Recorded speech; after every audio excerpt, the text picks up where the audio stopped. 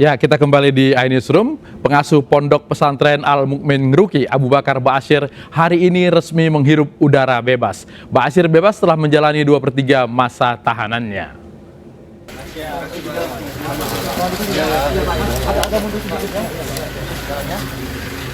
Beginilah suasana saat Abu Bakar Ba'asyir keluar dari lapas kelas 2A Gunung Sindur, Bogor, Jawa Barat. Ba'asyir diketahui menumpang mobil berwarna putih dan keluar selepas subuh sekitar pukul 5:21. Di dalam mobil tersebut juga tampak beberapa anggota keluarganya.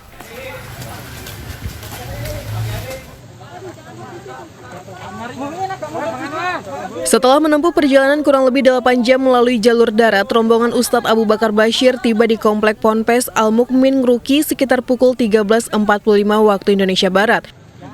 Ustadz Abu Bakar Ba'asyir sempat melambaikan tangan saat melintasi awak media yang berada di lokasi. Kedatangannya disertai sejumlah kendaraan, diantaranya dari pihak keluarga dan tim kesehatan. Begitu tiba, Ustadz Abu Bakar Ba'asyir langsung istirahat masuk menuju ke masjid di area komplek pondok pesantren. Abu Bakar Ba'asyir akhirnya bebas murni hari ini setelah menjalani masa pidana 15 tahun penjara dikurangi remisi 55 bulan.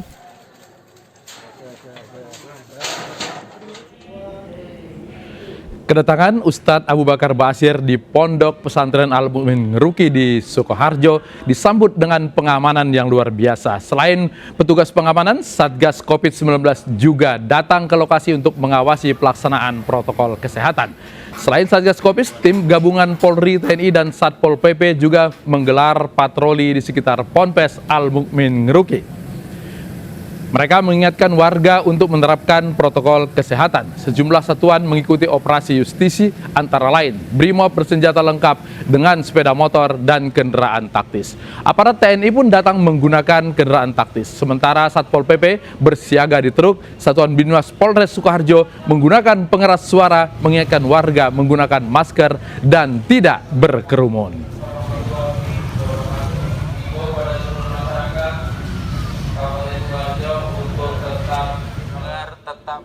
Ya, beberapa jam berada di rumahnya di Pondok Pesantren Al-Mukmin Ngeruki. Bagaimana kondisi Ustadz Abu Bakar Ba'asyir? Kita bergabung bersama putra Abu Bakar Ba'asyir, Abdul Rohim, yang saat ini baru saja selesai menjalankan sholat maghrib bersama dengan keluarga. Mas Iim, selamat malam. Assalamualaikum. Waalaikumsalam warahmatullahi. Dibanding dengan wawancara 2 hari yang lalu, senyum Mas Iim hari ini lebih cerah sepertinya ya. Alhamdulillah, hari ini betul-betul senang sekali kita. Alhamdulillah. Oke. Jadi sudah jauh lebbil bahagia. Jadwal kepulangan Ustadz Abu ternyata sudah terwujud dan sekarang sudah berkumpul bersama keluarga. Alhamdulillah, alamin. Oke, bagaimana setelah tiba di sana? Tadi sepertinya ketika datang itu pengamanan lumayan ramai ya. Ini diduga oleh keluarga atau seperti berlebihan? Ya, sama sekali kami tidak menduga ya. Saya bahkan baru tahu ketika di perjalanan tadi dikirim video kedatangan ada gelar pasukan gitu ya di sini dengan kendaraan taktis, kemudian sedemikian sejumlah pasukan dengan bersenjata lengkap kayak mau perang lah pokoknya. Saya kaget gitu ya, ini maunya apa? Bukan hanya saya, tapi terus terang Mas, warga di sini semua juga kaget dan merasa heran dan aneh. Ini apa-apaan gitu loh. Kalau hanya mengingatkan soal masalah protokol kesehatan, saya kira tidak perlu seperti itu. Cukup membawa kendaraan yang punya pakai speaker itu pun sebenarnya sudah cukup, karena kesadaran warga di sini soal protokol kesehatan insya Allah sudah cukup bagus.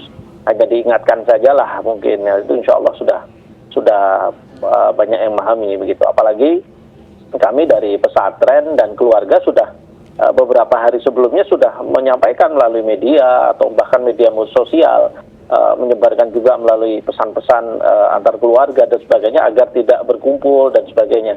Jadi sebenarnya itu sudah cukup. Oke, sisi positifnya adalah selain keluarga dan para siswa di pondok, ternyata aparat juga rindu dengan Ustadz Abu sehingga datang berkumpul ke sana menyambut beramai-ramai.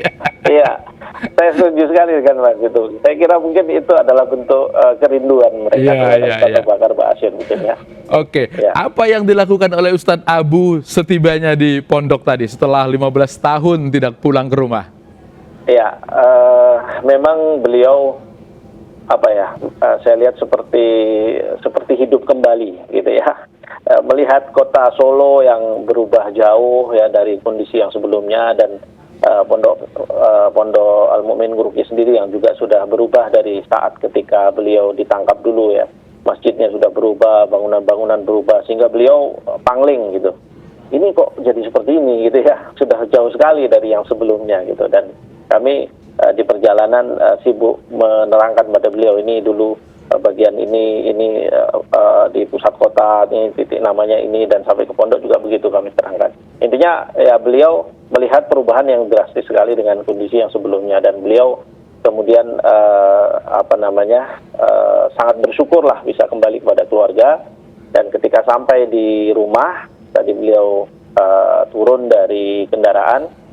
Kemudian karena kebetulan posisinya bisa pas depan pintu rumah itu Mas, jadi nggak jauh gitu jalannya gitu, langsung disambut oleh ibu atau umi, kemudian juga dengan keluarga, dan ya biasalah sebagai situasi syahdu, kerinduan ya, menangis kita semuanya, dan menangis gembira tentunya. Untuk menyambut kehadiran beliau bisa kembali lagi bersama dengan kita. Oke. Alhamdulillah. Cukup lama ya, 15 tahun. Jadi waktu diadili dulu, nama Pak Jokowi belum terdengar, lalu Pak Jokowi jadi wali kota, jadi gubernur, sekarang sudah jadi presiden, baru kemudian Ustadz Abu kembali ke Solo.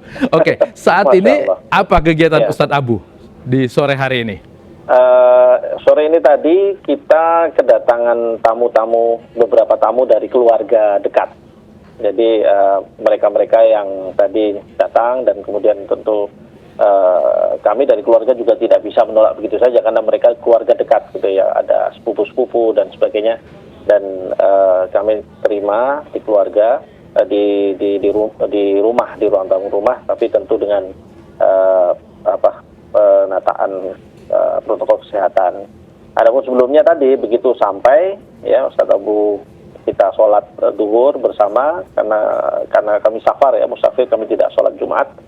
Kemudian setelah itu kami makan bersama dengan rombongan dari penasihat hukum dan rombongan dari tim kesehatan Ustadz Abu Bakar Ba'asyir yang datang dari Jakarta bersama dengan para ustadz yang ada di sini. Dan beliau gembira sekali karena bisa bertemu kembali dengan para ustadz-ustadz yang selama ini sudah sekian lama gitu ditinggal, dan terus terang beliau sendiri banyak lupa sudah dengan para ustadz-ustadz yang ada di sini. Jadi kalau ketemu, kamu siapa namanya gitu, kamu siapa namanya, ditanya lagi satu-satu gitu, seperti harus mengulang lagi memorinya. Ya. Oke. Ya. Selanjutnya apa rencana Ustadz Abu? Mulai mengajar atau akan pergi berdakwah? Enggak, kalau mengajar sudah tidak mungkin sepertinya Mas ya, karena mengajar kan harus meluangkan waktu dan tenaga dan sebagainya. Kondisi beliau yang sekarang ini sudah semakin lemah, tentu akan memaksa beliau untuk lebih banyak di rumah. Intinya beliau akan lebih banyak di rumah, mungkin kalau toh pun berdakwah yang sifatnya dari rumah. Ya, mungkin melalui tulisan, atau mungkin melalui teman-teman yang datang ke rumah atau nanti mungkin hanya seperti itu saja. Adapun kalau beliau harus berkeliling lagi ke masjid-masjid, ke berbagai daerah, itu sudah tidak mungkin lagi untuk dilakukan oleh beliau. Oke, baik Mas Im, mudah-mudahan ini merupakan Jumat berkah bagi keluarga Abu Bakar Ba'asyir dan berkah bagi kita semua. Terima kasih sudah bergabung di iNewsroom. Ya, itu tadi perbincangan kita bersama putra Abu Bakar Ba'asyir, Abdul Rohim. Jangan kemana-mana, kami akan perbaharui informasi Anda dengan perkembangan terbaru dari Mapolda Metro Jaya.